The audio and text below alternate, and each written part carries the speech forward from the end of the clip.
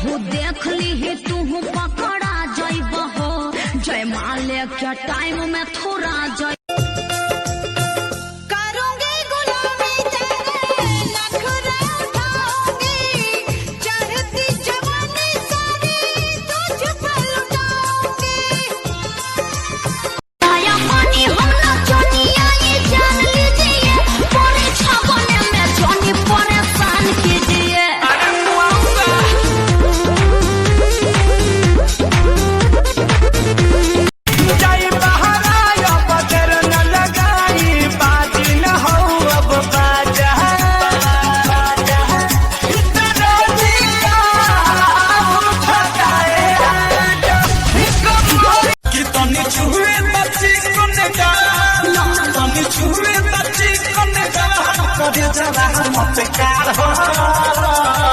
केहू और के बानी फिलहाल, केहू और के जानू इस बार बहाना बनाने का नहीं प्लीज।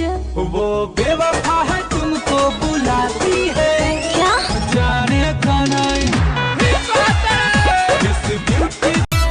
पहले पहले प्यार भइल बा तोहरे से दिलवा लगैनी, कर तू भरोसा देत नहीं धोखा, ये मत बुझी हट गईनी। इसी तरह का वीडियो देखने के लिए आप हमारे चैनल को जरूर सब्सक्राइब कीजिए। धन्यवाद।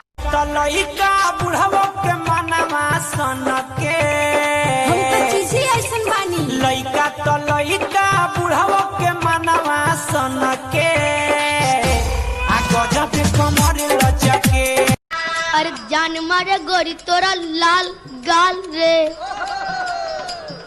अरे जान मारे गोरी तोरा गोरी गाली रे, रोड पर चले लू कमाल चाल रे।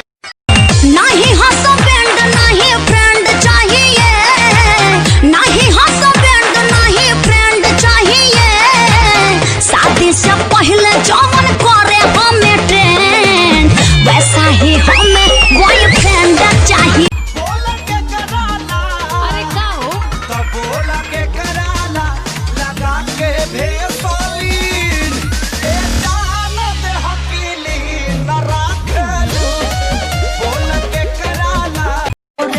No body lotion fair lovely पायल ले बोरे, no body lotion fair lovely पायल ले बोरे, रे बिहार वाला छोड़ा नहीं चुमा दे बोरे, रे बिहार वाला छोड़ा नहीं चुमा दे।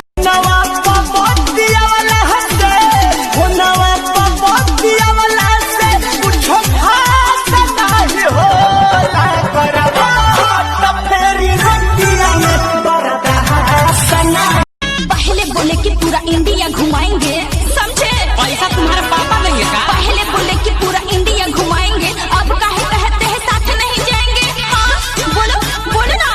हम 12 घंटा हम काम तो के आई है, जात भर जागल पानी पागल उनकर पायल कर गए। अखियां से मोरी अखियां मिला के दिलवा में मोर घर बना के, नजर से घायल कर गए छोड़ी।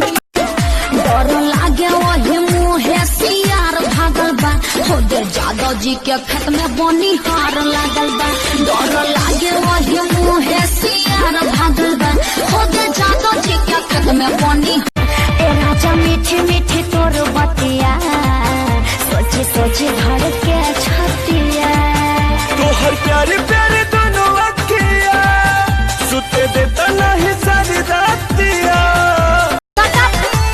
लॉकडाउन खुलिया कब जी, अरे कब जी, अरे कब जी, अरे कब न जी। हमर मौगी खेलत बिया पबजी, हम तो दोनों बेरा काटानी सब्जी।